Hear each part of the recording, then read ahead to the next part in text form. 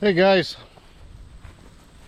we're back to our 100 degrees and 110 degree heat index. So that means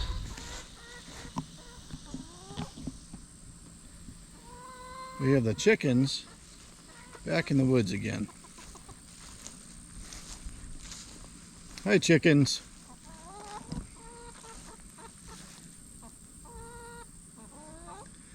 So they got an awesome spot. They don't have to worry about being out in the sun.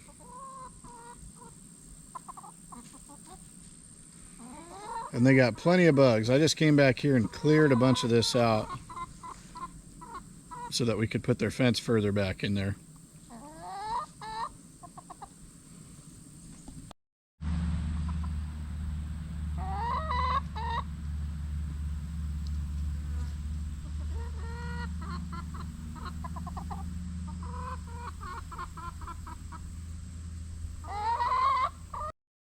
So I got to go down and check on the ewes. And man, it is hot out here. It's so hot and humid, you come outside and your glasses get all fogged up.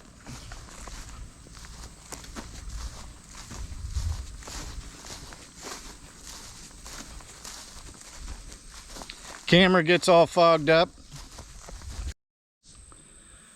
Get Birdie over there is looking for rabbits. She loves coming out here and chasing them.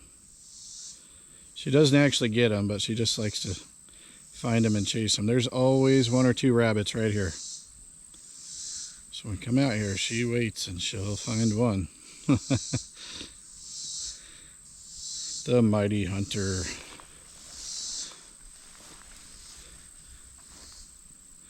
You getting them rabbits, Bird?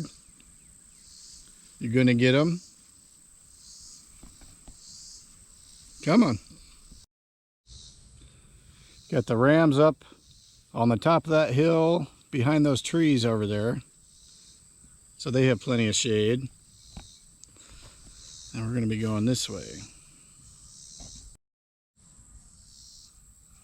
Sheep are gonna be super stoked to get into this really nice stuff. This area is just awesome down here. It's so green. Did you get them? Huh?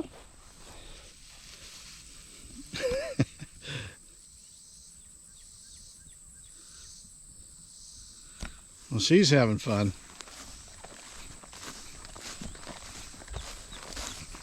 Okay, so yesterday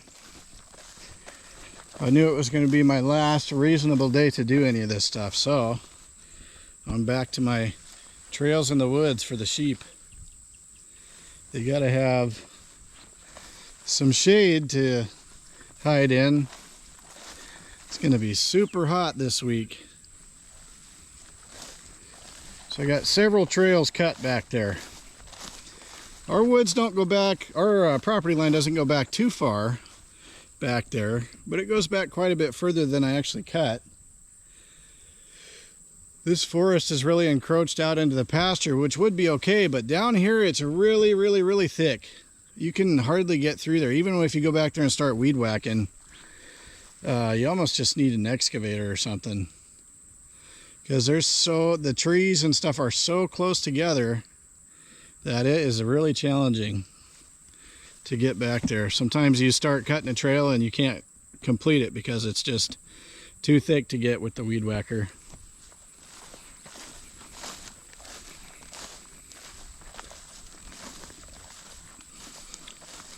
Well, you girls look happy down here. Yeah. How you doing, Betty? Hi, Betty girl. Hi, Betty girl. Are you my little puppy dog? Hmm?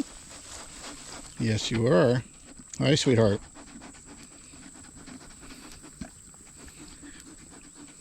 Yep, Betty's the puppy dog. She was one of the first 6 that we got when we first got into these things. All right, and so was Rudy there. She's the one that's got those horns. Man, These things are getting long. Let's see. And then this one here, JoJo, she had the twins. She was the only one that had twins. They're all first-time moms, so. Let's see. And that one back there is Taggy.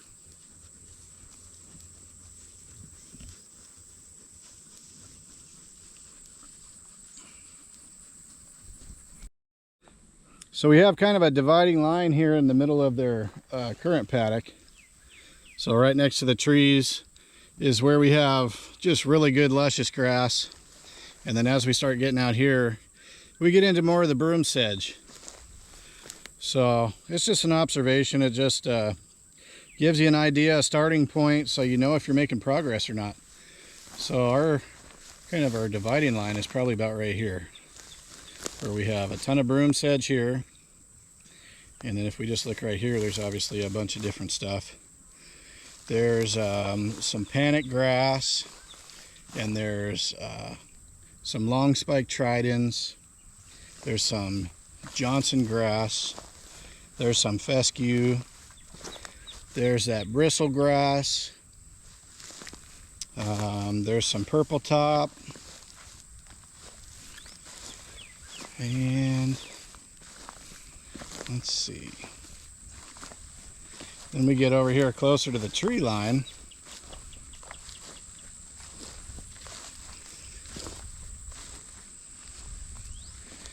And then we have all this fun stuff for them to eat. Leaves. You see them going after that stuff there. They're eating the poison ivy, actually. They love to eat poison ivy. Which is pretty neat, that they'll go in there and go after that stuff. But besides the heat out here, this is a beautiful area. I wish the trees were a little bit thinner, but you know, over the next few years, if we work on it, if that becomes a good priority for us, then maybe we'll find a better way to clear some of this out a little bit. But for now, these sheep are helping keep the ivy down, and they're making it a little bit easier for me if I want to get back in there and weed whack or clear a little bit more of this stuff. Just makes it a little bit easier when they clear all those leaves out. But look at this area. You don't get much better grass than that. I wish the whole pasture looked like that. There's sure some beautiful trees out here.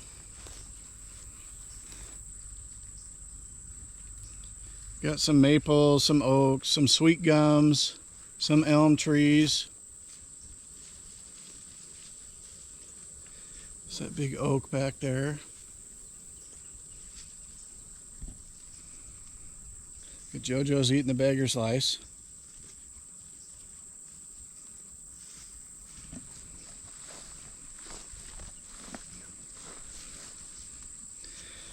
Back here you can see this one's Mary. Mary, the little ewe lamb, and she's huge. I mean, she is a giant compared to the other ewes. I'm really impressed with her. Not only that, but she's just beautiful.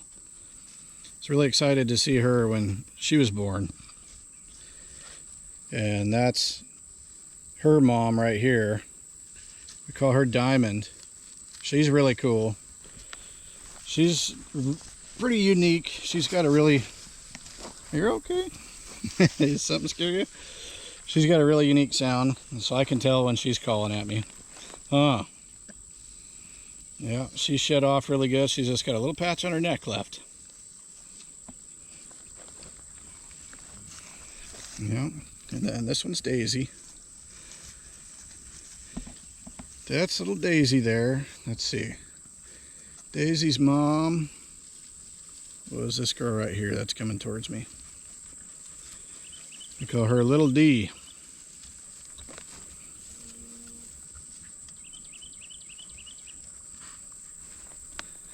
Here we have Star, and she is a giant compared to everyone else. She's huge. Look at how big she is, man.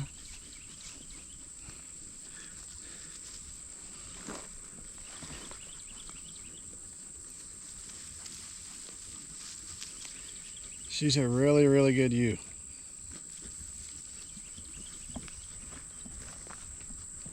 Well, everybody looks super happy out here.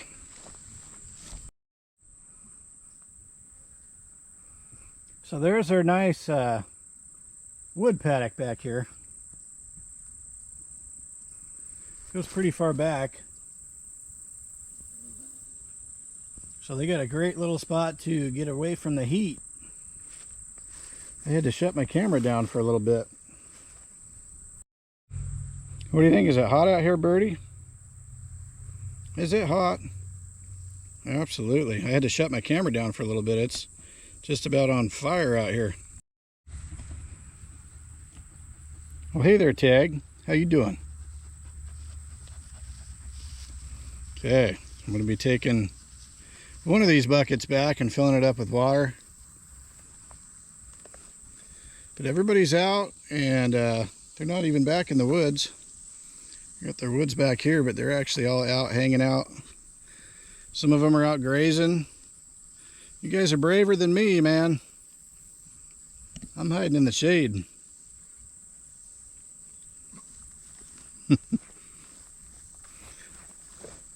Yeah, definitely a lot different temperature in the shade. That's still hot over here, but it's livable. I would never want to leave these guys out in the sun in this kind of heat, though. But they're getting along just fine. And they got a big variety of food. So, guys, this was one of their old paddocks in this same area. So they ate a lot of this brush. And then in this spot, I actually decided to come out here and mow.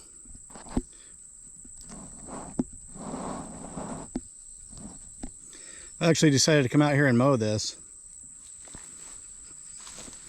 because they had eaten most of the good stuff and left a little bit of broom sedge. And I just felt like I know there's not a whole lot of leaf litter left from people cutting hay out here. So I just wanted to actually cut and leave something, you know, start building up a little bit of thatch, drop some more carbon on the ground. And I figure it couldn't hurt, but it would just help out here. When you know, when we first got here, we had so much bare soil that we knew that that was going to be an issue. So even if we're mowing and cutting a lot of this off, I'm not too worried about not having the forage in this spot. I know this is going to grow back. And then a little bit further out here, there's just a lot of broom sedge out there, so I don't mind cutting some of that, even if it's going to cut into the good grass that grows out there. It's good to lay a little bit more carbon down. I'd rather do that than just let that broom sedge grow up. Well, guys, I'm just about burnt for the day. I think it's time to head back and fill up their water one last time for the day, and I'll probably call it a night. I don't know what I'm doing out here still anyways, to tell you the truth. That's just too hot. Look at these girls. They are eating machines. Feels like it's 120 degrees out here and they're still chowing. They just take a little break. Take a little break in the shade and then they're back at it. They're good little workers, man. We could probably learn something from that. I tend to, at least especially when we first moved here, I tend to overdo it a little bit. Not used to the summer, not used to the heat and the humidity here. And I would just way overdo it. And then I'd feel like I wasn't going to be able to even crawl back. You got to do some and go back and cool down, hydrate, and then come back and do a little more. I'm making the rounds for the night. Got to make sure that everybody's fence is good.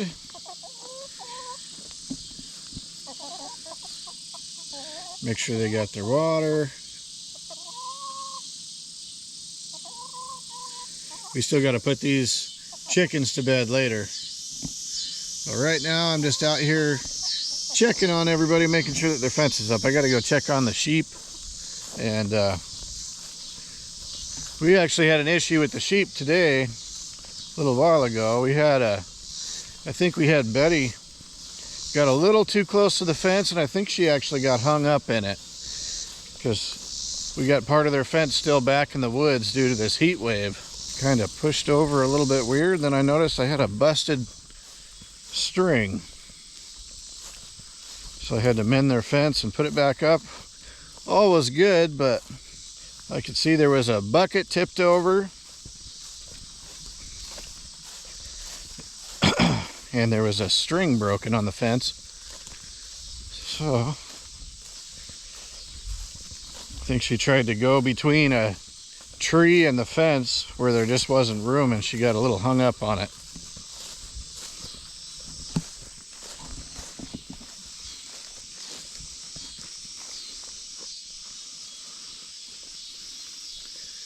Well, it's really cooled down for the night. Man, cicadas are getting a little bit more quiet, but tonight they're pretty loud.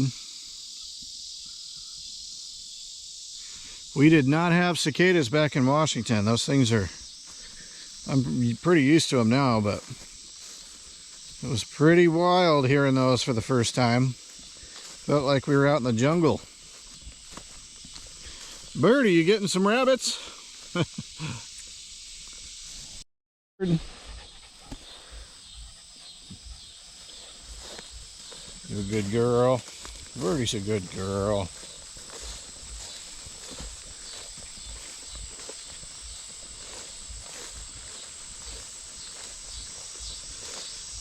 Okay, well, they're in their fence. That's always a good thing.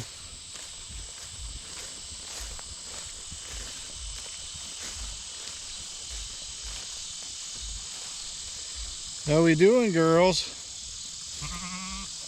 How we doing, girls? Show you over here what happened.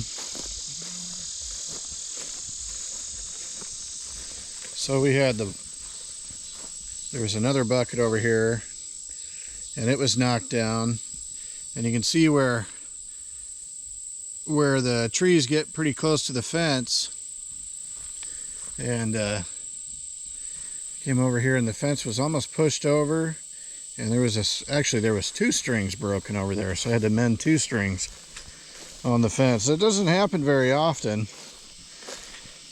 Really, surprisingly, that doesn't happen too often. Nothing like that really does. But how are you, Betty girl?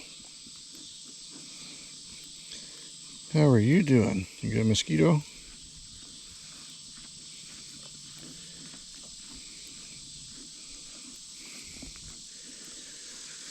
Yep. I always like to come down here and check and just make sure that everything's good. Huh. So I can see that their fence is standing up perfectly everywhere. I like to come over and, well, hi everybody. Check and just always make sure everybody's here. I like to check their charger and make sure that everything's still connected over here. Oh, look at that. Actually, we had one of these pop off. See, that's why you always check, because you just never know. There we go. Because this has 2 ground rods, and then you have the connector that runs through there, the jumper. You always like to make sure this thing will flash red if it's grounding out somewhere. So I always like to make sure that it's not grounding out and that everything's good with it. And I can see it flashing green repeatedly. It'll do a green and then a red flash sometimes. Man, these guys look content tonight. Everybody looks good. It's always nice to come down here and just see a bunch of healthy sheep. I hear a lot of people have trouble with sheep when they first start running animals, and I'm glad we did some research to find out, you know, what specifically are the main problems with sheep health and how to keep them healthy, how to avoid issues. I think the main thing that we've done is the intensive rotational grazing. So intensive rotational grazing has been by far the most important thing. That, their diet, making sure that they have minerals. But the intensive rotational grazing, you know, we move them every day or every other day. So they are never in a paddock long enough for parasites to start hatching and worry about them consuming a bunch of parasites that are still in their paddock. And that's the main thing that people have to worry about, as far as I know. I mean, there's other things out there too that are a problem, but you know, the whole barberpole worm and that kind of stuff, that's usually what causes the main problem with the sheep. So if you're always moving them,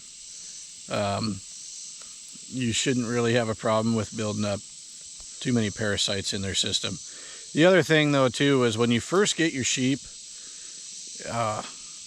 we had some issues when we first got our sheep. They were not all healthy. So, and you can't really be 100% for sure, you know, if the sheep that you're getting are going to be healthy or not. So that was pretty sad, that some of the sheep, when we first, you know, the first group that we got, there was a couple that were not super healthy in that group. And then the second group that we got, it was the same thing. So the sheep that we have now are the ones that remained healthy, and we haven't really had any issues with them since. So we had to really take care of them there at first, but now with the rotational grazing that we do, they're always on fresh ground. You know, we don't have that many sheep and they're on 30 acres, so they get plenty of rotation out here. But that's the main thing, to keep them healthy. You got to keep them on fresh ground. So that's kind of why I'm not with the whole put them in a barn for the season or stuff like that. I just I never wanted to do that. A barn would be useful for some things, but I wouldn't want to just keep the sheep in there for a whole winter or anything like that, because they're just not going to be very healthy. I don't care what you say, they're just not going to be healthy in there. Especially doing like lambing in barns. Gosh, I can't imagine. A lot of them would end up getting sick. There's no doubt about it. Even just having them in a feedlot or something like that for the winter, same thing. It might not be quite as bad, but it's probably going to be about the same thing. That's why we rotate these guys all year round. Wintertime, I'm out here in the snow moving the sheep. I know a lot of people probably think that's crazy, but our sheep are healthy, you know? And when I go to sell somebody a sheep, I don't have to worry about thinking that there might be something wrong with it.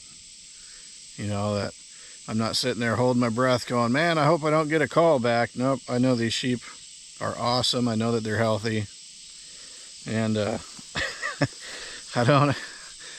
I kind of feel like a lot of people that are selling sheep, you know, they're buying groups and then they're selling them for a little bit more money.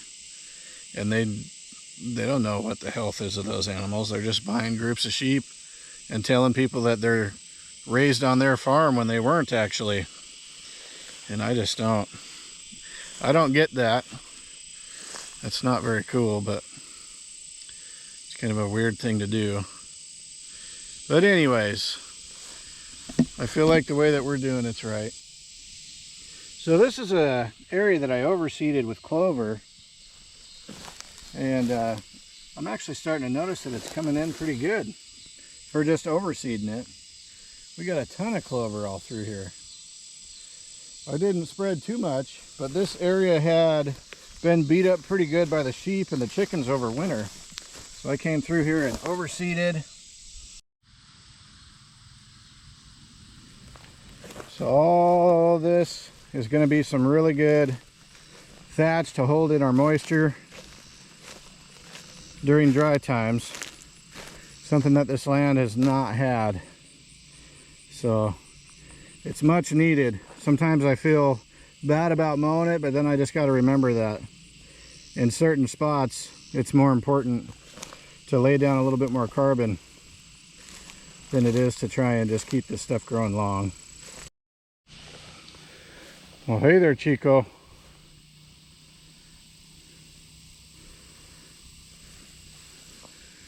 Yep, you guys are all set up for the night. Fence looks good. You got still plenty of forage up here.